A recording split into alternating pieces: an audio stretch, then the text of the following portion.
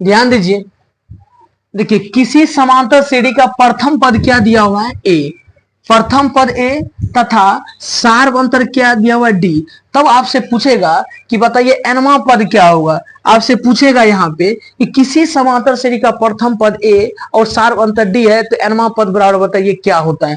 तो याद रखिएगा, जो nवां पद होता है, जो आपका nवां पद होता है, वह क्या होता है, वह होता है आपका क्या, a plus n minus one into d. क्या होता है, a plus n minus one into d. या इसी को आप क्या कह सकते हैं, या टी एन बराबर, या क्या कहेंगे, टी एन बराबर, टी एन बराबर यही होगा a plus n minus one into d. इसी को कभी कभी आपको ए एन भी लिखा हुआ रहता है। तो ये सब क्या है, एन पद बोले a plus n, a plus n minus one into d, या आपको टी एन बोले या ए एन बोले तब भी a plus n minus one into two. अब आइए यहाँ पे ध्यान दीजिएगा, जहां जहां ए क्या है आपका, ए है आपका प्रथम पद, ए क्या है, ए है आपका प्रथम पद, डी क्या है आपका, डी है आपका क्या, सार्वंतर, डी क्या है, सार्वंतर, एन क्या है आपका, एन आपका क्या, ये है पद, एन क्या है पद, और टी एन या ए एन या ये सब क्या है, ये सब एनवां पद है। किसको बताता है, एनवां पद को। तो याद रखिएगा कि आपको ये सूत्र बहुत बार पूछा गया ऑब्जेक्टिव में भी, और आपके परीक्षा में 50 ऑब्जेक्टिव में से 15 से 25 सवाल ऐसा रहेगा जो आपको सूत्रे पर रहेगा, और 10 से 15 क्वेश्चन ऐसा रहेगा डायरेक्ट आपको सूत्रे दिया रहेगा, आपको सूत्र याद है तुरंत तुरंत टिक करिए, उसी पे सवाल दिया रहेगा 10 से 15, यानी 35 से 40 ऑब्जेक्टिव तो आपको यदि अच्छा से मेहनत किए हैं तुरंत बनेगा। तो याद रखिए एनवां पद बराबर सूत्र क्या होगा, a plus n minus one into d, या वही ए एन पूछे या आपको टी एन पूछे, बात क्या है बराबर। तो इसको लिखिए, देखिए देखिए यदि किसी समांतर श्रेणी का प्रथम पद ए तथा सार्वंतर इसका क्या, डी रहे, यानी प्रथम पद आपको क्या रहेगा, ए, और सार्वंतर क्या, डी। अब तो आप जानते हैं कि प्रथम पद को ए से सूचित करते हैं और सार्वंतर को किस से, डी से।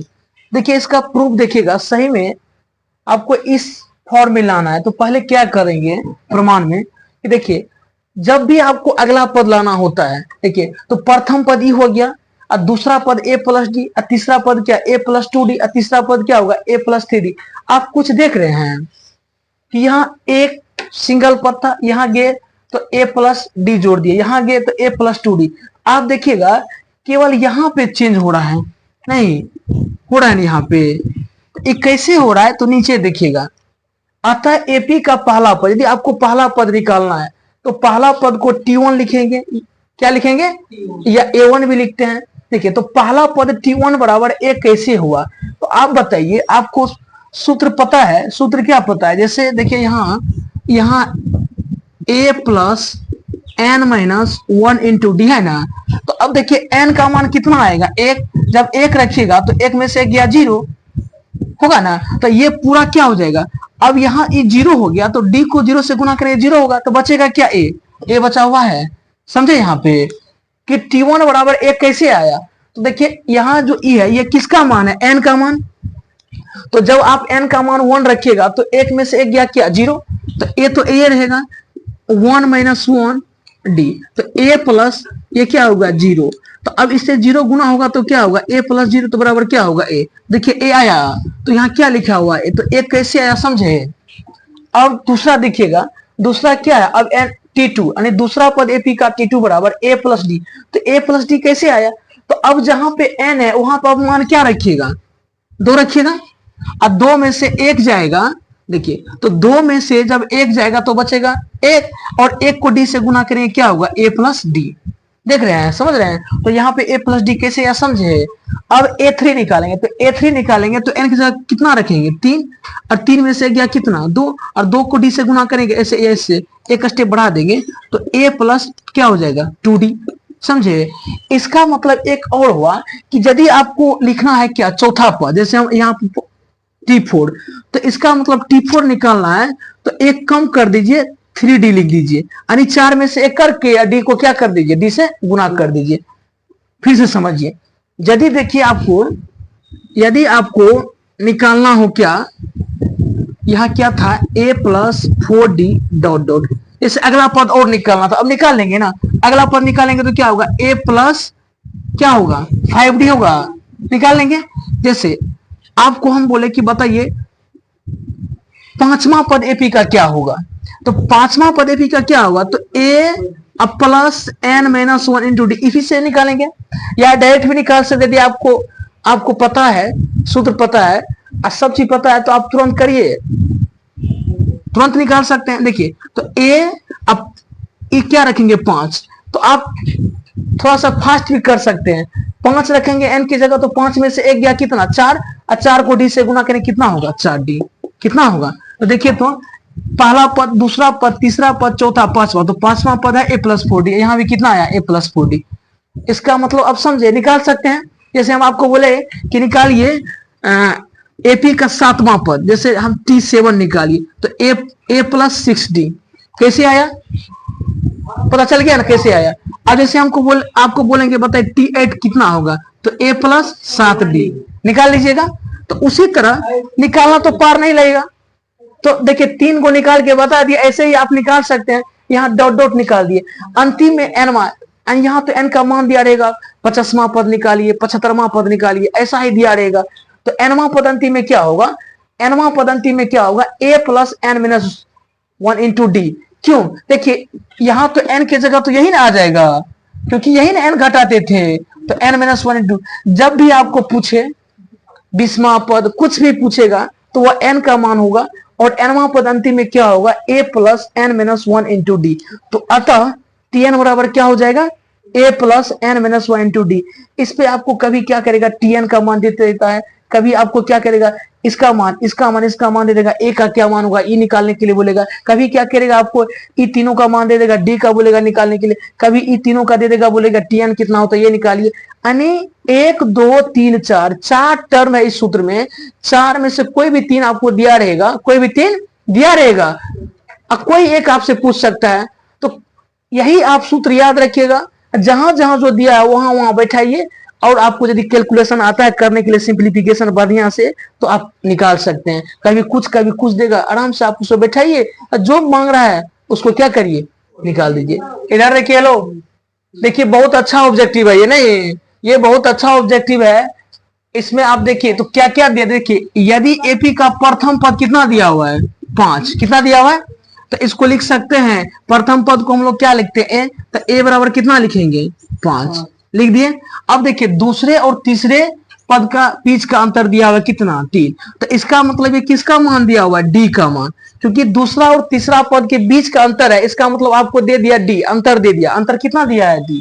अब आपसे पूछ रहा है क्या 10वां पद, तो देखिए तो a 10 पूछ रहा है, देखिए तो 10 में पद बराबर होता है a plus n minus 1 into D होता है।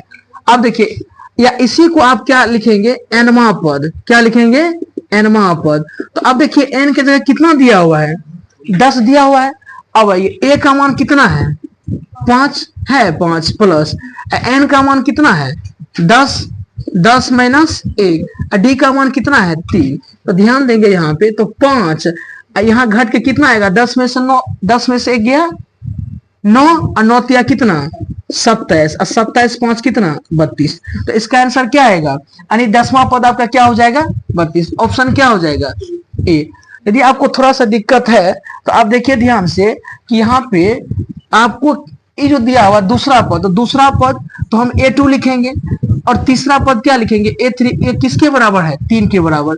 तो आप a2 को लिख सकते हैं a प्लस क्या d, a3 को वैसे रहने दीजिए यहां से 3। अब देखिए a का मान कितना है 5 और d का मान कितना है 3, a3 बराबर कितना लिखेंगे 3।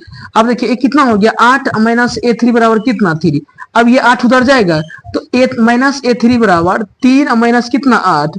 तो देखिए तो यहाँ पे तो माइनस a3 बराबर कितना हो जाएगा -5,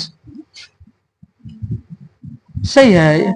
यहाँ पे देखिए 8 उधर गया माइनस में, तो घटेंगे तो -5 होगा, तो ये क्या होगा कट जाएगा, तो a3 का मान कितना आ जाएगा 5 आया ना। यानी तो आप यहाँ पे देखिएगा एक और तरीका समझने का, ऐसे भी निकाल सकते एक और क्या है कि जैसे आपको दिया हुआ क्या, जैसे एपी तो ऐसे दिया रहेगा, एपी आपको दिया रहेगा A1 A2 A3 A4 dot dot. तो इस दोनों पद के बीच का अंतर आपको दिया हुआ है यहाँ पे देखिए, दूसरा, तो दूसरा और तीसरा, यानी ये दोनों के बीच का अंतर कितना दिया हुआ था, 3। तो इसका मतलब हमको तो दे दिया कॉमन डिफरेंट कितना दिया हुआ, 3। तो अब डी का मान यहाँ से रखिए, और ए 10 बोल रहा है तो 10वें पद का सूत्र होता है a plus n minus 1 into d. यहाँ बैठाइए, आपका आंसर आ जाएगा, समझे ना। तो ये क्या है आंसर, चलिए ठीक है, रोक दीजिए, इसको तो चलिए पढ़ाए नहीं है अभी, चालू कर दिए।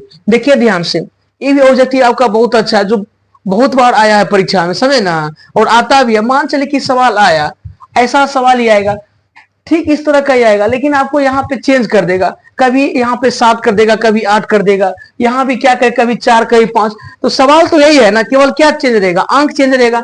यदि आप इस सवाल को सीख लिए तो इसमें आपको कोई भी सवाल पूछे आप बना देंगे। तो इस सवाल को अच्छा से देखिए, समझ लीजिए, इस टाइप का सवाल जो भी पूछे परीक्षा में आप जवाब दीजिए। जैसे देखिए, एक समांतर श्रेणी का पहला पद दिया 7, तो या तो आप हिंदी में भी लिख दीजिए, या तो सीधा लिखिए, तो लिख दीजिए पहला पद कितना दिया है, कोष्ठ में लिखिए a बराबर कितना, 7।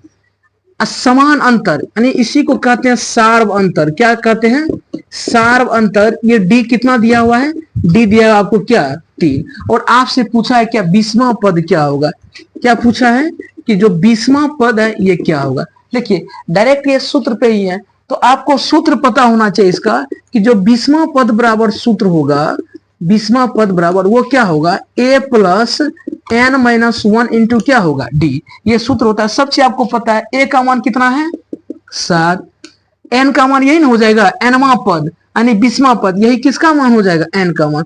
तो अब 20 में से 1 जाएगा, d का मान कितना है, 3। अब ध्यान दीजिए, तो देखिए ध्यान से कि 7, अब 20 में से 1 गया कितना, 19, 19 दिया कितना, 57, 57 और 7 कितना हो जाएगा, 7 7 14, 5 है कितना, 14। कितना आंसर आएगा इसका, 64।